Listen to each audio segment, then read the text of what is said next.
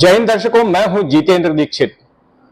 दर्शकों, ऐसा लगता है कि बीजेपी का जो सपना है विपक्ष मुक्त भारत का, वो कम से कम महाराष्ट्र में तो सही होने जा रहा है, क्योंकि महाराष्ट्र का जो प्रमुख विपक्षी गठबंधन है महाविकास आघाड़ी, उसमें लगातार साल दर साल टूट की खबर आ रही है। 2022 में हमने देखा कि कैसे शिवसेना में टूट हुई, शिवसेना में किस तरह से बगावत हुई, पार्टी दो फाड़ हो गई और एक धड़ा सत्ताधारी पक्ष के साथ जाकर मिल गया, बीजेपी के साथ मिलकर सरकार बना ली।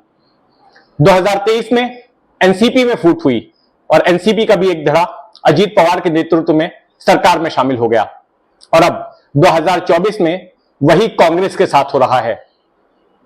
कांग्रेस के दिग्गज नेता अशोक चौहान ने पार्टी छोड़ दी और बताया जा रहा है कि उनके साथ साथ कई और भी ऐसे नेता हैं महाराष्ट्र कांग्रेस में जो कि पार्टी को नमस्ते करने वाले हैं और अशोक चौहान की तरह ही बीजेपी के साथ जाकर जुड़ जाएंगे।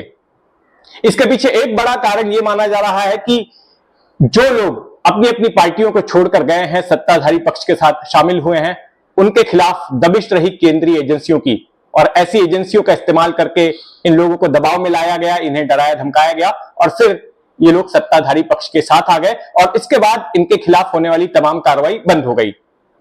तो अब अशोक चौहान के बारे में भी यही कहा जा रहा है, क्योंकि अशोक चौहान के खिलाफ भी आपराधिक मामले दर्ज हुए हैं, केंद्रीय एजेंसियां उनके भी पीछे पड़ी हैं। तो क्या यही वजह रही कि अशोक चौहान ने भी कांग्रेस को छोड़ दिया? अशोक चौहान के नाम के साथ जुड़ा हुआ है आदर्श घोटाला। यही वही आदर्श घोटाला है जिसकी वजह से साल 2010 में अशोक चौहान को अपनी मुख्यमंत्री की कुर्सी गंवानी पड़ी थी। तो उस आदर्श घोटाले का जिन्होंने पर्दाफाश किया था, वो सामाजिक कार्यकर्ता, वो आरटीआई एक्टिविस्ट प्रवीण वाटेगांवकर इस वक्त हमारे साथ मौजूद हैं। वाटेगांवकर जी, सबसे पहले तो हमारे दर्शकों को संक्षेप में यह समझाइए सरल भाषा में कि आखिर आदर्श घोटाला है क्या? देखिए, अगर जो आप बंबई में देखते हो, जो भी बंबई में सफल हो जाता है, वो फिल्म इंडस्ट्री का हो, वो कोई बड़ा बिजनेसमैन हो, वो कोई राजनेता हो, जैसे ही उसे एक सफलता प्राप्त होती है, फाइनेंशियल स्टेटस आता है, सोशल स्टेटस आता है, तो उसकी एक ख्वाहिश रहती है कि भाई मुझे समुंदर किनारे घर चाहिए। I want a house overlooking the Arabian sea with sea view, क्योंकि वहां पर सनसेट बढ़िया होता है।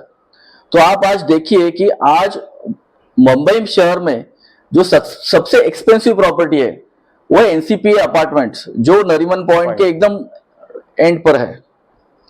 तो जब आदर्श बिल्डिंग बन रही है, अभी आदर्श बिल्डिंग बन चुकी है, तो आदर्श बिल्डिंग का जो व्यू है, it is comparable to NCP apartments with a huge difference.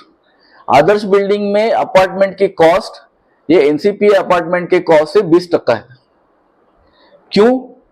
क्योंकि वो सरकारी जमीन पर खड़ी हुई है और उसमें कोई बिल्डर प्रॉफिट नहीं है, मार्केट वैल्यू से नहीं वो बिकी है।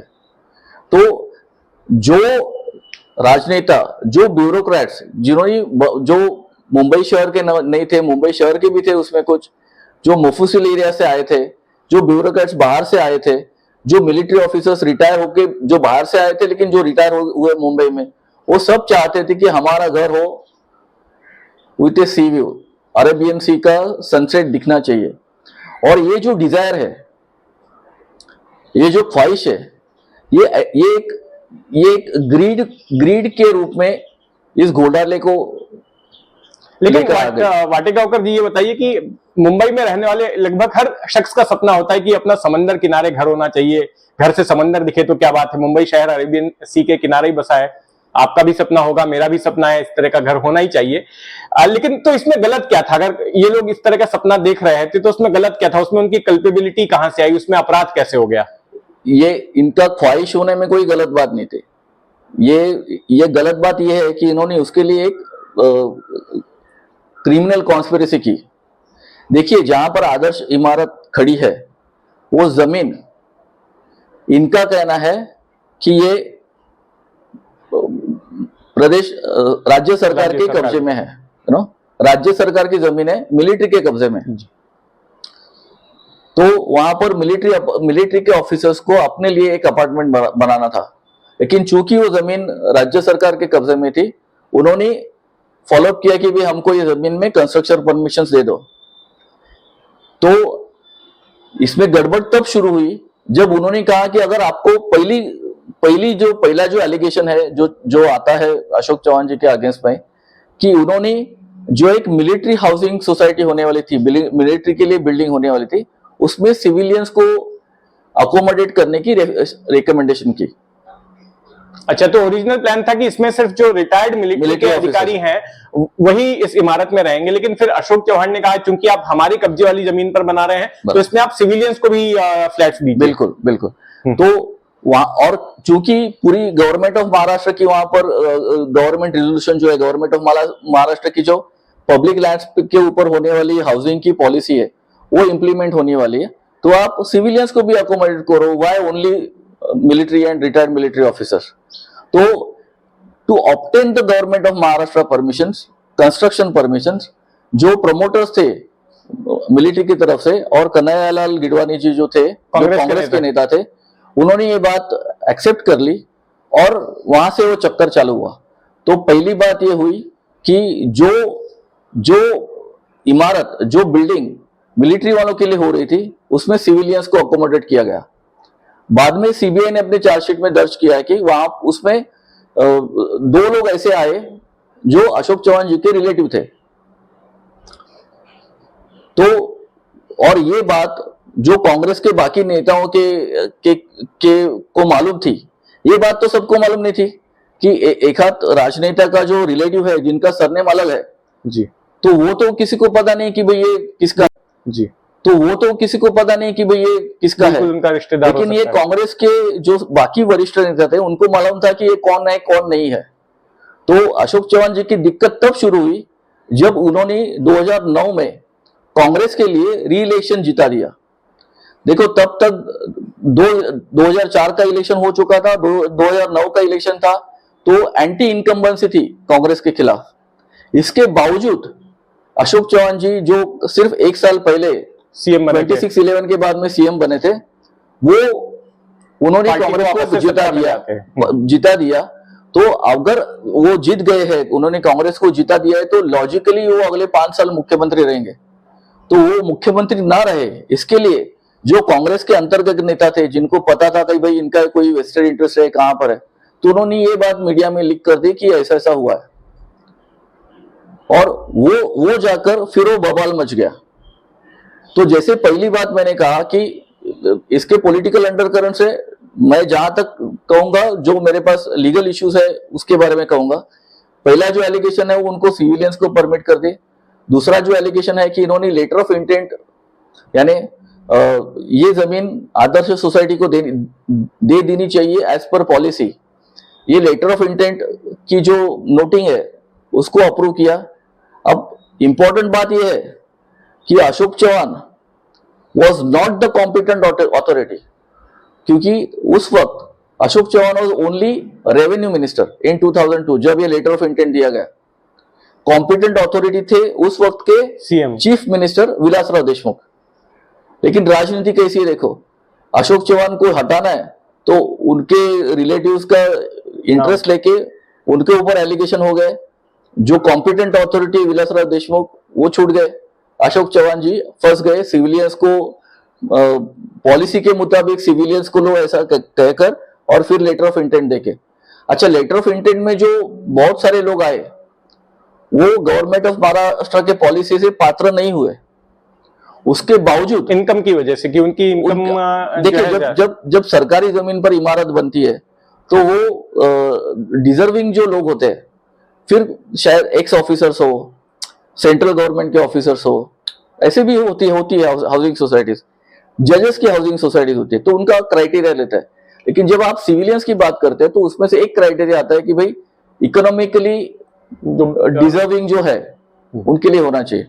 तो तभी की जो गवर्नमेंट की पॉलिसी थी, जिनका इनकम 12,000 रुपया या उससे कम है वो ही एलिजिबल हो जाएंगे। तो जो सिविलियंस रिकमेंड हुए वो एलिजिबल नहीं बने। इसके बावजूद ये जमीन का लेटर ऑफ अलॉटमेंट 2004 में सुशील कुमार शिंदे जी ने दिया, लेकिन उनको सीबीआई ने ये नहीं किया, आरोपी नहीं किया। तो जैसे यहाँ पर लीगल इश्यूज है वैसे यहाँ पर पॉलिटिकल इश्यूज भी है। ये इन्वेस्टिगेशन सीबीआई ने बहुत फ्रॉडुलेंटली किया है, गलत तरीके से किया है, और ये सारी बातें मैंने हाईकोर्ट में रखने के बाद 2016 में हाईकोर्ट ने फर्दर इन्वेस्टिगेशन का ऑर्डर दिया सीबीआई को based on all the issues that I brought to light. तो ये बताइए कि अशोक चौहान के खिलाफ इस वक्त कौन कौन सी एजेंसीज इस मामले की जांच कर रही हैं? सीबीआई, ईडी, देखिए और इस मामले का स्टेटस क्या है? अभी हाँ। As far as Adarsh society case is concern, mister Ashok Chavan is a charge sheeted accused. उसके पॉलिटिकल करंट जो है वो है, उसको हम कुछ नहीं कर सकते, लेकिन ये he is a charge sheeted accused. अभी चूंकि वो चीफ मिनिस्टर थे तो उनका प्रोसिक्यूशन के पहले गवर्नर जो चीफ मिनिस्टर को अपॉइंट करता है उनका अप्रूवल लेना, सैंक्शन लेना पड़ता है।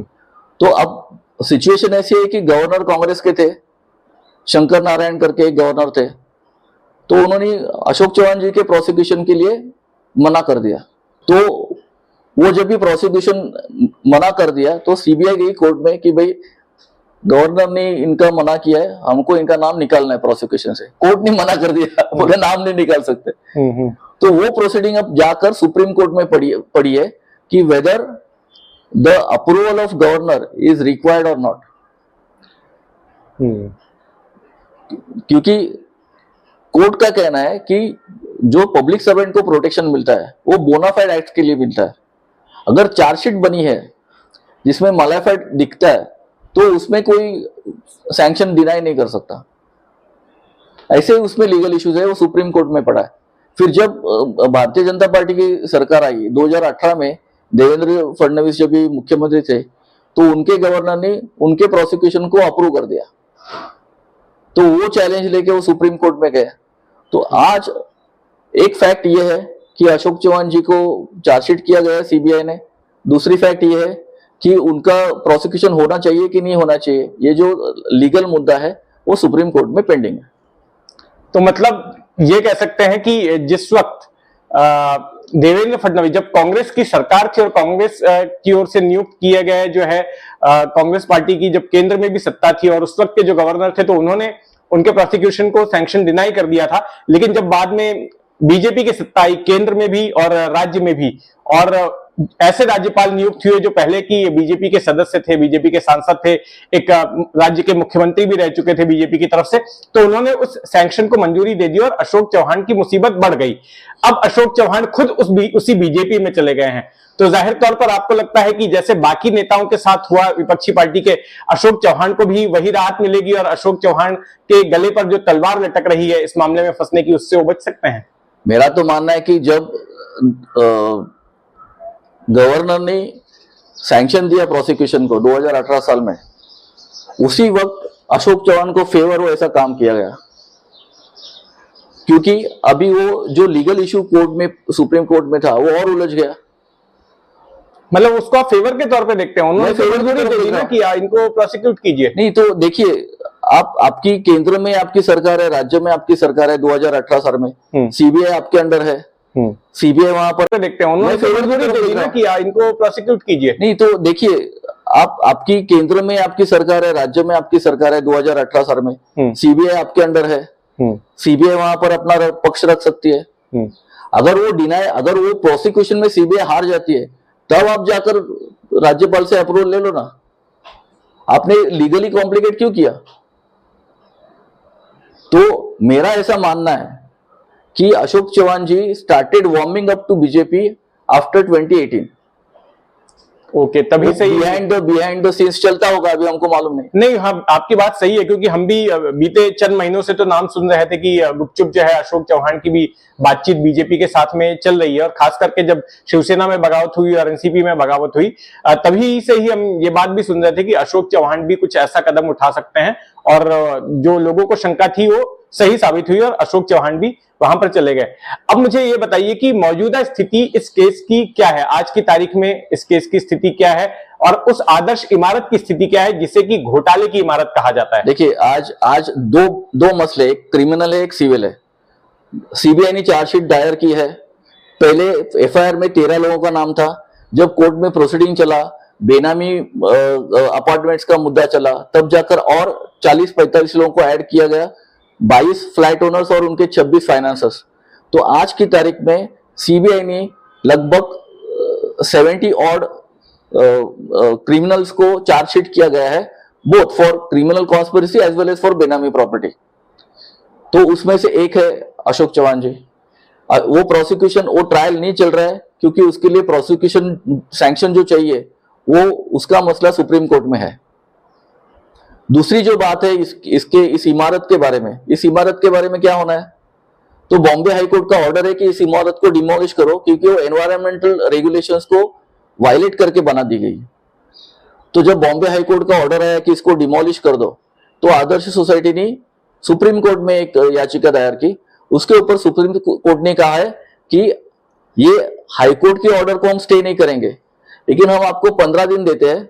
और उन्होंने आदर्श सोसाइटी के जो मेंबर्स थे उनको 15 दिन दिए अपना पूरा फर्नीचर, फिक्सचर सब निकालने के लिए।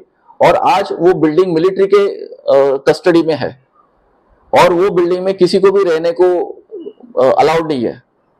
तो एक तरीके से जो हेतु से ये पूरा स्कैम हुआ था कि भाई मुझे सी व्यू वाला अपार्टमेंट चाहिए, वो अपार्टमेंट है लेकिन उसका उपभोग कोई नहीं कर पा रहा है क्योंकि उसमें पूरा ये क्रिमिनल कॉन्स्पिरेसी हुआ। जी बिल्कुल प्रवीण जी, आपने बड़े ही सरल तरीके से हमें पूरा मामला समझाया और इसका राजनीतिक मायना ये निकलता है कि जिस तरह से अशोक चौहान ने फैसला लिया उससे बीजेपी का भी फायदा हुआ और अशोक चौहान का भी। बीजेपी का फायदा ये हुआ कि एक और विपक्षी पार्टी जो है वो कमजोर हो गई और अशोक चौहान जैसे दिग्गज नेता जो कि मराठवाड़ा इलाके से आते हैं वहां पर जो है अब बीजेपी अपने पैर और मजबूत कर सकती है अशोक चौहान के रूप में।